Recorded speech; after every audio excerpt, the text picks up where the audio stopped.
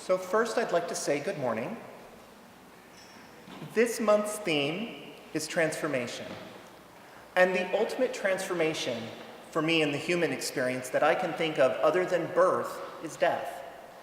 I want to make sure to preface my sermon today with a small caveat. This sermon will discuss death and loss in detail and will deal with the death of a child. I want to emphasize that this is my own story, dealing with deep themes of faith and my misplacing of it. Not all grief or loss will manifest in the same way, and I've also done a lot of personal work on this, and while I still grieve these losses, they are not fresh and raw. I will also be available during the coffee hour to address any questions or offer a sympathetic ear, of course, to anybody who might need it. In 2007, my ex-wife gave birth to a stillborn baby girl, who was to be the first female born in my family in a generation. A week before this happened, I was awakened by a terrible nightmare of the baby being choked and suffocated. It was so real that I woke my wife up out of a dead sleep in a panic and asked her if she was okay and if the baby was okay. She assured me that all was well and placed my hand on her stomach to feel our daughter kick. She laughed and told me that I'd woke the little one up. I calmed down, but I still slept rather fitfully that night. Exactly a week later, my wife came to me in a panic, letting me know that she hadn't felt the baby move in some time. So I rushed her to the hospital. Cannot remember them ever telling us that the baby was no longer viable. I just remember them moving her to a room on the opposite side of labor and delivery that was quiet, and it was marked with a visual sign of a droplet falling from a leaf. I can remember finally them telling us that there was no heartbeat, and that it would be best to deliver the baby immediately. The rest was a blur. I know I authorized a lot of pain medication for my ex because she was not in the emotional place to make any choices. I remember calling my mom, my grandmother, and my sisters. I also remember that when I just couldn't stand being in that room anymore, my mother had finally shown up and offered to stay with my wife while I went out to get some fresh air. The most poignant memory of stepping outside in that moment, in the middle of the night, when the city was at its most silent, was looking up at the sky. There were no stars, which I anticipated because we were in downtown Riverside, and I didn't expect to see much in terms of stars, but what struck me hardest was that there was no moon. It was just pitch black. It was an empty morass of nothing and despair. I felt so utterly alone. I needed the moon in that moment. For me, the moon is a sacred symbol of the divine feminine, my goddess. In that instant, my goddess wasn't there for me. And I consciously and ruefully decided that I was no longer going to be there for her. My faith was fractured. After my wife's discharge, I fell into a frenzy of planning the funeral for our daughter. I did everything. I authorized the cremation, arranged the interment, wrote and performed the service. When I had taken care of everything, including sending my wife off with her sister to Arizona to recuperate, I became a whirling dervish of activity. I managed our household while she was gone, also throwing myself into my work, not realizing that I was ignoring my pain and my grief. I had to be busy, otherwise I'd feel, and I couldn't have that. Call it overcompensation, the results of toxic masculinity, what have you. The truth was, I was in denial, and I was not allowing myself to grieve. I am sure that I'm not the only person in the world to do this, nor will I be the last. Our society does not like dealing with death and dying. I found it incredibly interesting when reading a pamphlet on American culture that was available to immigrants that come over to our country, where it stated that our aversion to death was so strong that we only refer to it in euphemisms. We say that the person passed on, or passed away, or they expired. Kicked the bucket, go to their reward, breathed their last, cash in their chips, meet their maker, depart this life, give up the ghost, or other avoidances. Insurance companies advertise plans designed to meet your final expenses. Once death arrives, victims are not dead. Instead, the loved ones are the dearly departed, the deceased, the late so-and-so. Rather than being buried, the dead are laid to rest or sent to their final reward. Those who are about to die are not dying, they're terminally ill. Men, especially in our culture, are not encouraged to grieve, but rather to be strong for the surviving relatives. Grief is compartmentalized, stashed away and compressed until it affects the mourner at a time least expected. When we don't allow ourselves the time to process loss, we can become literal shells of our former selves, just going through the motions and not experiencing joy. The story of Demeter highlights this grief journey for me. Demeter, not knowing what happened to her daughter, Kore, searched for many days, constantly keeping busy and moving, using the light of the sun Helios during the day and searching by torchlight at night. Demeter, the goddess, came across a swineherd who told her he had witnessed the sacred maiden Kore descending into the underworld. Hearing this, thinking that her daughter had died, Demeter was racked with grief. She rent her flowing gowns into shreds. She aged instantly, becoming Milena the Black, her dark aspect. She wandered the land in despair, and in doing so, the world around her stopped thriving. The goddess was consumed by her grief. The plants and crops couldn't grow, and the humans were slowly but surely running out of food. This was their first experience of what we now call winter, and they were not prepared. Like Demeter, I discovered what had happened to my daughter as a shock. Rationally, I knew what had happened, but I couldn't make sense of it. When the hecticness of life slowed down and allowed me to finally process my loss, I snapped.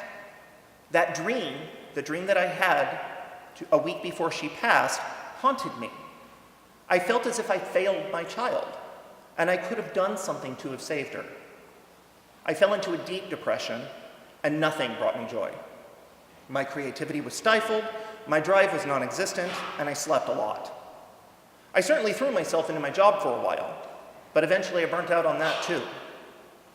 I wasn't eating, and I was barely taking care of myself.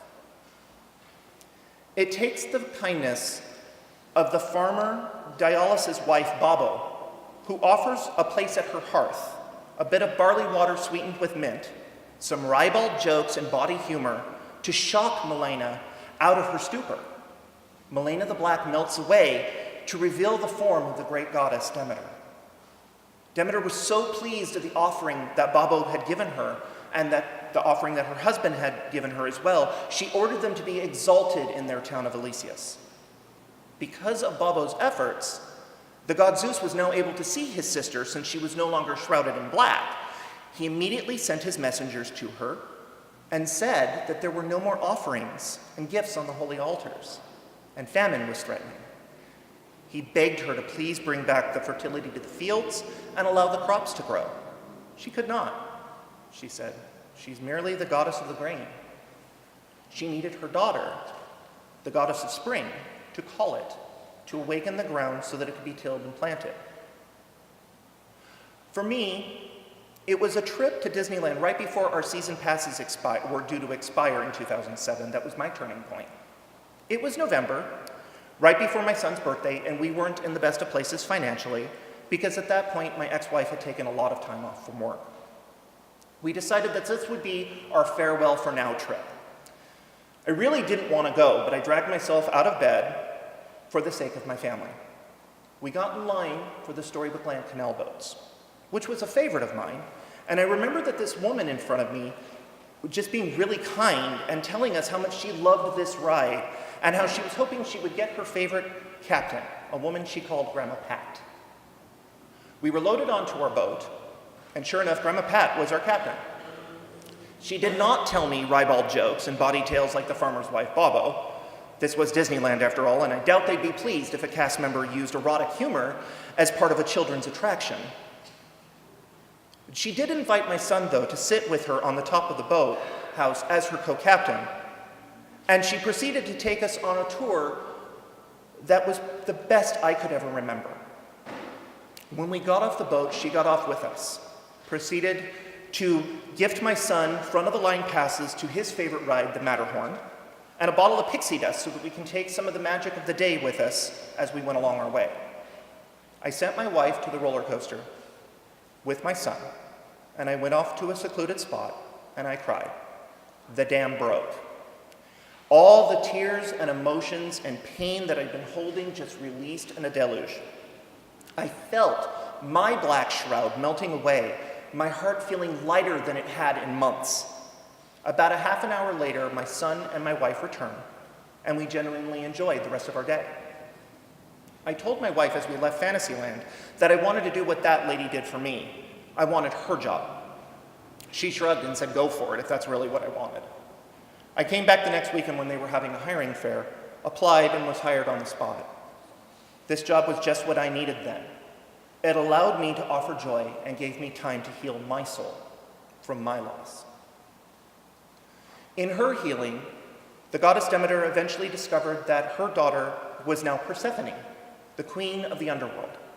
The two were reunited, and a bargain was struck where Persephone would drink from the river Lethe and return with her mother as the maiden Kore, the waters of that river allowing to shroud her memory as the queen of the underworld.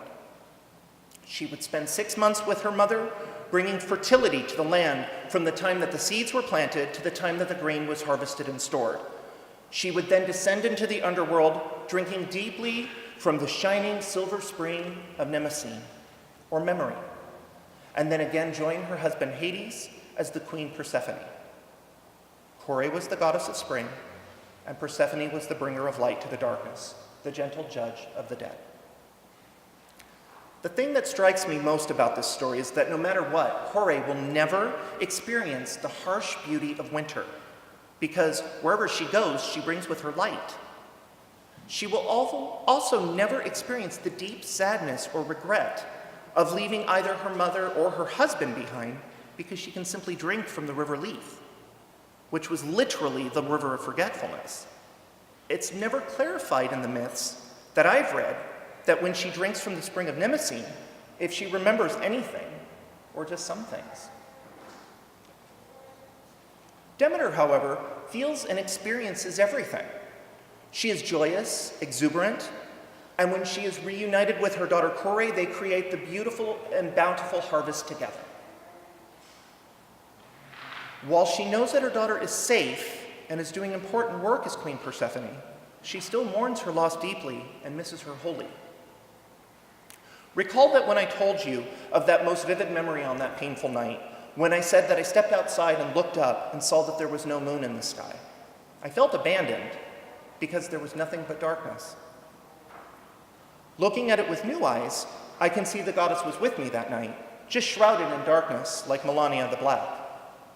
In my recollection of that stillness, I can find grace. I also made peace with that dream, and while it was difficult to experience, I see it as prophetic and a way for me to prepare for what was going to happen.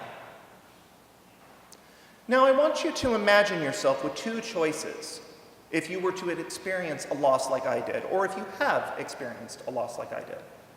If given the chance, would you drink deeply from the river Lethe, where you would forget all the pains and terrors of your loss, and with them, the lessons that they brought? Or would you prefer to drink from the Mnemosyne, the spring of memory that would allow you to hold fast to those lessons that you had learned, including all of the sorrow and defeat, as well as the triumph and joy that those teachings brought you? The psychologist Elizabeth Kubler-Ross tells us that the 5 stages, denial, anger, bargaining, depression, and acceptance, are part of a framework that makes up our learning to live without the ones we lost.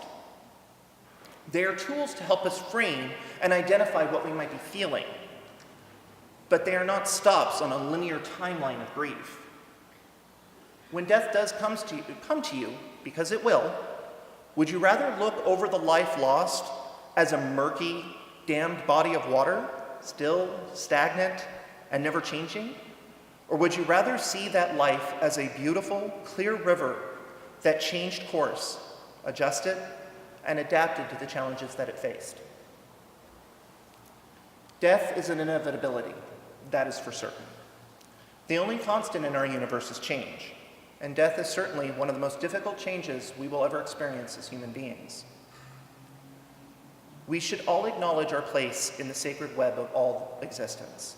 We need to embrace and accept the challenges of the transformation, like the great Mother Demeter did with the spring goddess Kore. Perhaps then, and only then, will we find our divine perspective, our Persephone. May it be so.